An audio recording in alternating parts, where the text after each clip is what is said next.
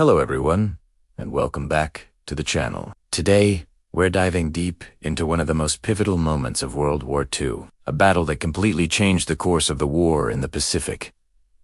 The Battle of Midway. Just 6 months after the devastating attack on Pearl Harbor, the United States Navy faced off against the might of the Imperial Japanese Navy in a clash that would define naval warfare for decades to come. So, let's set the stage. It's late May 1942. Japan, having achieved a string of stunning victories across the Pacific, from the Philippines to Singapore, is feeling nearly invincible. Their goal is to eliminate the United States as a strategic power in the Pacific, thereby securing their dominance and creating what they called the Greater East Asia Co-Prosperity Sphere. The architect of the Pearl Harbor attack, Admiral Isoroku Yamamoto, devised a complex plan to lure the remaining U.S. aircraft carriers into a decisive battle where they could be annihilated. The target for this trap, a tiny, remote atoll named Midway. Why Midway?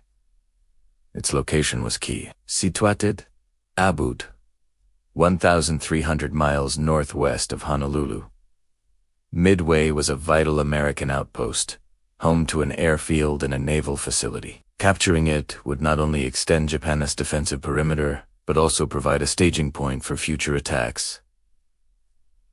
On Hawaii itself, Yamamoto believed the U.S. Pacific Fleet, under Admiral Chester W. Nimitz, would have no choice but to sail out and defend it. He assembled a massive fleet, a truly intimidating force, including 4 of the very same veteran aircraft carriers that had attacked Pearl Harbor: the Akagi, Kaga, Soryu, and Hairyu.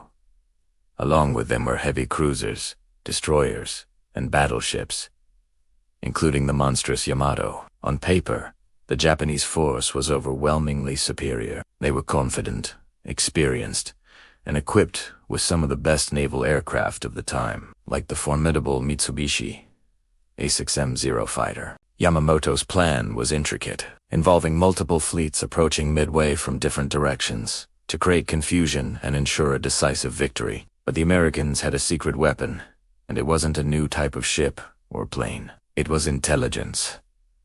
U.S. Navy, led by the brilliant commander Joseph Rochefort, armed with this critical intelligence, Admiral Nimitz knew Yamamoto's plan. He knew the target, the approximate timing, and the composition of the Japanese fleet. This knowledge was a game-changer. It allowed the much smaller American force to prepare an ambush of their own. Nimitz had only 3 aircraft carriers available: the USS Enterprise, USS Hornet, and the USS Yorktown. The Yorktown was a story in itself, heavily damaged during the Battle of the Coral Sea just a month earlier.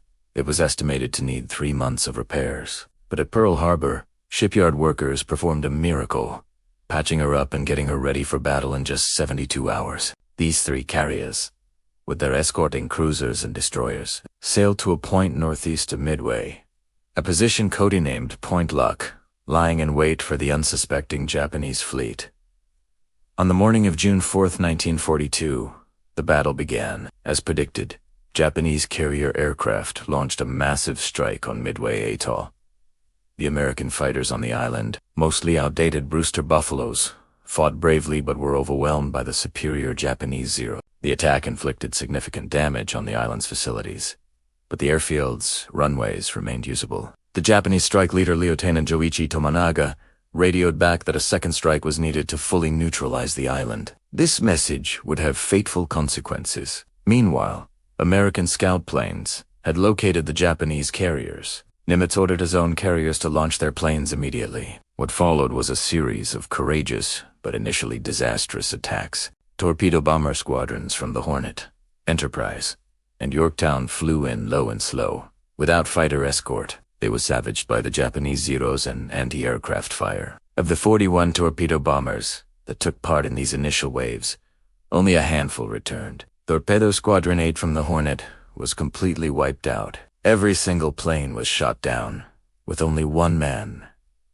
Ensign George Gay, surviving by clinging to a seat cushion in the water. It was a brutal sacrifice, but it was not in vain. These doomed attacks, coming from different directions, forced the Japanese carriers to maneuver wildly. More importantly, They pulled the Japanese Combat Air Patrol, their defensive fighters, down to sea level to deal with the low-flying torpedo planes, and that's when everything changed in a matter of minutes. As the Japanese decks were in a state of chaos rearming planes, switching from bombs meant for land targets to torpedoes for ships, 3 squadrons of American SPD Dauntless dive bombers from the Enterprise in Yorktown arrived high above, almost unnoticed. The sky above the Japanese carriers was momentarily clear of fighter cover.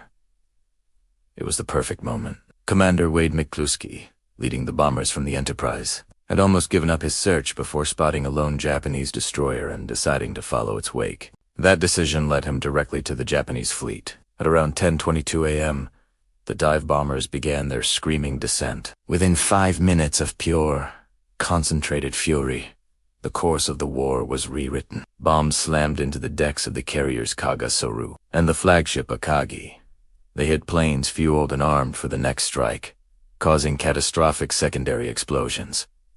Fires raged uncontrollably. In less time than it takes to watch a sitcom, 3 of Japan's most powerful aircraft carriers were transformed into blazing, sinking wrecks. It was a stunning reversal of fortune, one of the most decisive moments in military history.